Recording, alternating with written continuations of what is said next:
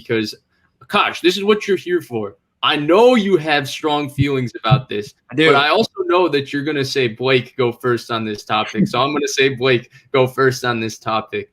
Should the 49ers trade up for a quarterback? I think with the signings that they've made, I think they should. I know we talked about this with Jason, but a lot of these deals are one-year deals, and that could be because of the market. But some of the guys they've brought back are a little older, and that's kind of saying like, hey, we're on, we're hurrying it up here. We're trying to go all in right now. I think that's what they were trying to say with Mack and Williams, and then they have a ton of other one-year deals with, I believe Williams, and then probably Tart as well, or at least they're shorter. So they're not like a super, super young team. They have a ton of veterans. And to me, that screams, okay, we don't think Jimmy is good enough, but we can get a guy early, not have to pay him much because they have a lot of guys that are expensive. And, I mean, they're really good players, so obviously they're going to cost a lot of money when their contracts are up. So I think they should trade up for a quarterback. And you mentioned this earlier, Akash. If you want sustained success, typically having a really good quarterback is the best way to do it. And then the last point I want to make is the Niners aren't going to be drafting 12 again. They're not going to be this high in the draft. This is a really, really good roster. We've talked about it with the Dolphins too. They're not going to be at 3. The Niners aren't going to be at 12. If you have the chance to get a star quarterback and you're in without giving up too crazy much, like trading a bunch of first, which I don't think they would have to do, they should do it. The Niners should trade up for a quarterback in the 2021 NFL draft. Gosh. Yeah. All right. I've been thinking about this for weeks. I've been watching all the quarterbacks, obviously, and then you wait for free agency to happen to look at what the needs are, and then you figure out what your draft plan is. So coming into free agency, the Niners had a ton of needs. They had, I think, like one dude signed in the secondary. They had a need, at center, just because they had a rotating door there. Their edge rushers looked kind of thin. And, you were like, oh, my God, they've got all these needs to address. The cap's coming down. Like, what are they going to do? Next thing you know, in free agency, their secondary seems filled out. They seem like they got their 2 starting outside corners. They got K'Wan Williams in the slot. They got Tart and Ward as their starting safeties, and they've got Tarvarius Moore as depth. On the defensive line, they've signed a few guys on the interior that I think will be upgrades. They've got Ebukam, obviously, on the outside in their turbo package. D Ford looks like he's back in the facility running. I don't know what to expect from him, but it's found money if he plays well. And then they sign Alex Mack. They re-sign Trent Williams. Next thing you know, you're like, they don't have a clear need in the first round. Mm-hmm. They can go best player available in a year where, if you had a quarterback that you really believed in, then you can go BPA at 12. You could trade back. You have a bunch of different options. But then you start thinking, you're like, okay, you've got a quarterback in Jimmy Garoppolo that has missed, I think, like nearly 50% of his games. And even when he does play, he's, a middling quarterback, starting quarterback, of course. You can win with him. He's efficient, all that stuff, but he's middling. Let's just keep it a buck. And I want Kyle Shanahan to find someone that he truly believes in, someone that can transcend his offense, and someone that can bail him out, like he alluded to after the Bills game, after they played Josh Allen. So then you start thinking, okay, they're picking at number 12 in a really good quarterback class. They probably only need to trade up somewhere between picks 5 and 7, I think, to be able to go get their guy. And their guy I would assume, is one of Justin Fields or Trey Lance or Mac Jones, because I think Wilson and Lawrence are going to be gone. So then you just go through all these scenarios, and you're like, okay, they could really benefit from having a rookie contract at quarterback. They can, load up the roster. I think typically we see teams having success is when they have quarterbacks with a rookie contract who play well. They can really load up the roster and benefit from that.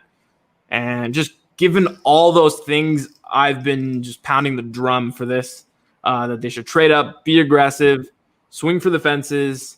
They're in a division with Russell Wilson, Matthew Stafford, and Kyler Murray. They've got the 4th most talented quarterback, but arguably the best coach. I think they should just take a swing, be aggressive, and go get your guy. That's just my theory. I 100% agree with both of you. So a week ago, if you had asked me this question, I'd have said, hell no.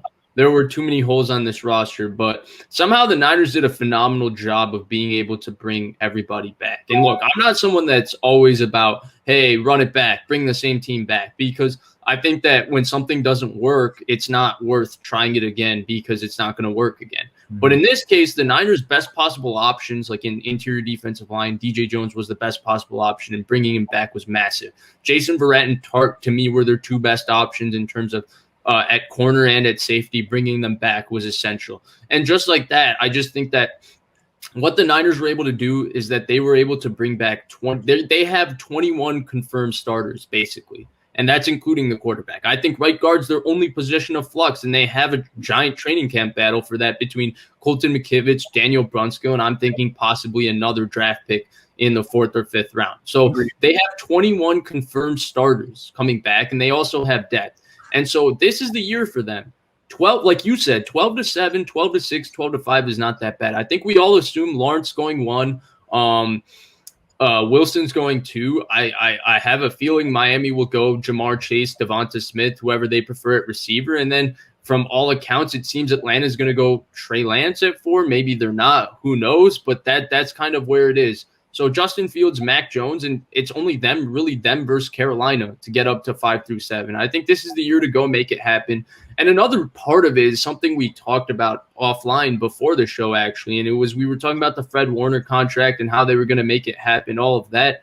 By resetting their timetable, by getting a rookie quarterback, what they're going to do is that they're going to use the rookie wage scale, and now maybe Jason Verrett isn't gone if he balls out this year, because that rookie wage scale, when you have that quarterback making $5 to $10 million, it changes the kind of money you can play with. It changes the kind of players you can have around the quarterback. The Niners will be able to retain a lot more talent. So the way I feel about it, and also if they trade up for a quarterback, I'm 100% in on the Gardner Minshew move, because then I think that's where Gardner Minshew fits perfectly, of having this highly paid, very good backup behind your young starter. And he's not going to be highly paid next year, so the Niners would be paying biscuits for their quarterback position, but I'm talking about eventually down the road. I just think it makes too much sense. It's the most prudent move for them to make. Now, I'm not sure it'll be the one they end up making, but from all the moves they've made, by having 21 of 22 starters basically confirmed, 20 if you want to say Jimmy Garoppolo is a state of flux, then it just makes too much sense. Go up, get the quarterback, whoever Kyle Shanahan wants, get him. There's never too much to give up to go get a quarterback. I hate when people say, oh, I'll do it for 1-1s, but 2-1s is not worth. But then you'll see them out talk on the other side of their mouth and say, you do whatever you can to go get your quarterback. It's really one or the other. You do whatever you can to get your quarterback. That philosophy is real, and it's time for Kyle Shanahan to go get his quarterback. I agree. And historically, under the Kyle Shanahan, John Lynch group, in the first round, at least the top half of the first round, they've only gone defensive line or offensive line, right? Solomon Thomas, Nick Bosa, Mike McGlinchey. These are the names you think, Javon Kinlaw. But Ayuk. You look at, Ayuk. But Ayuk was at like 25, right? I'm just talking like in the top half of the first round where they're picking this year. And you look at the defensive line depth, they're pretty deep right now. So I don't know where a first-round rookie, if you were to take a player, would like slot in. Or they've taken offensive line. But right now, like you mentioned, the only position of flux is right guard. And I don't think Kyle Shanahan values the guard position as much. He values center and tackles. And we think they're set at those spots. Could they draft a Slater and move McGlinchey? Maybe. But McGlinchey's, like someone said in the comments, a really good run blocker. He is. He's an average pass blocker. He's better than he gets credit for online, I think. And I think they just pick up his 5th-year option, which is only like $10.5 million, and they just roll with that. So you start knocking off these needs, and you're like, just go get a quarterback.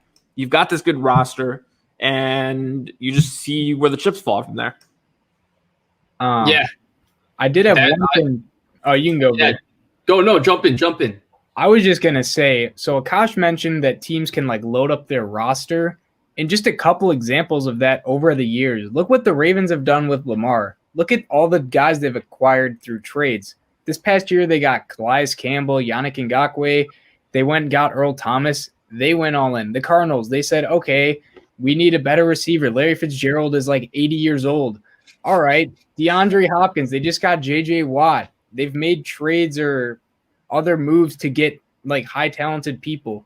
You've seen this time and time again, and it's definitely a winning recipe. Me and Vish have brought this up before, but like I think it's 12% or 13%. It's like no quarterbacks getting paid more than that is one. And obviously it's not just like a binary thing like, oh, if your quarterback's more than 14%, like you're going to lose. No, obviously not. But I think it does show like the teams that have won the Super Bowl in the last 10 years, they've either had Tom Brady, who's paid less than he should, or they've had a quarterback on a rookie deal. Yeah. So I really think it makes too much sense speaking about it, but the ultimate variable is you don't know who Kyle Shanahan likes. Yeah. So he could just fall in love with some random quarterback that you haven't watched, like a CJ Beathard in 2017, when all of us were like, get Watson, and he ended up really like Beathard. So you never know. That's a wild card, but it's the smart move. I think just take a quarterback. Just take one. I don't think he'll risk it this year. If there's a guy, I think he'll make sure he's doing his due diligence. He'll make sure he looks at everybody, and he'll make sure he knows exactly what's going on. I think that it just makes too much sense. You guys have really mentioned why. There feels like there's no reason why this isn't the year they should do it. You're picking 12, all of that, but hey, sometimes things make too much sense and NFL teams just don't make that move. So we'll see what happens. I personally, this is the route I would like them to go. I do have one more thought, Vish, before you hop off. And it's kind of, I think the reason why it's not, maybe it hasn't been done yet. And I think one, they're waiting for draft day to do it. And then number two, if this quarterback turns out to be not good, like I would be very surprised if Lynch or Kyle, one of them was not gone. Like this could potentially get them fired. And, you know, it's nice for us to sit here not having to worry about the stress of running the Niners and all that, but it's definitely something that needs to be taken into account. Because if they go and say they get Trey Lance and he ends up being horrible, like they might not be coaching anymore. No matter how good Kyle Shanahan has a scheme, like if he might have to go to the next team.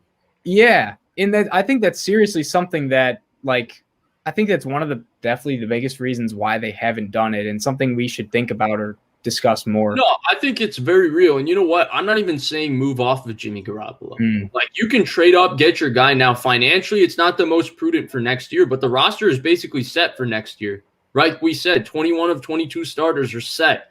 So that means really that realistically, they could easily start Garoppolo next year and have a highly talented rookie quarterback behind him. And maybe the rookie doesn't play next year and Garoppolo plays great. You go to the playoffs, you cut Garoppolo and start the rookie next year, or trade Garoppolo because his value will be great. Or maybe Garoppolo gets hurt and the rookie's ready to go and all of that. There's so much flexibility the rookie offers. And in terms of financial flexibility, it would be a great amount of financial flexibility for not this year, because this year's set in stone for 2022, 2023, and 2024.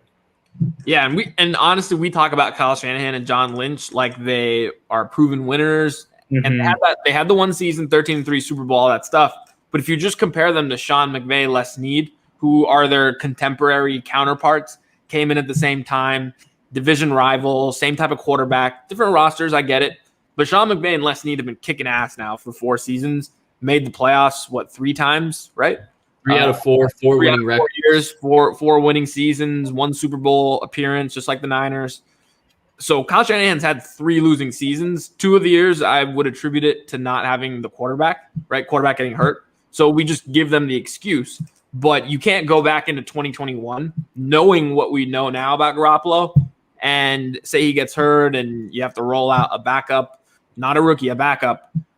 I'm not going to feel right. I'm not going to sit here and be like, we'll give you the excuse. Like, you have the opportunity now to insulate yourself with a future quarterback. Just go do it. And there's a chance that person doesn't pan out, but I'll at least appreciate you for being aggressive versus just being kind of timid and always hedging your bet.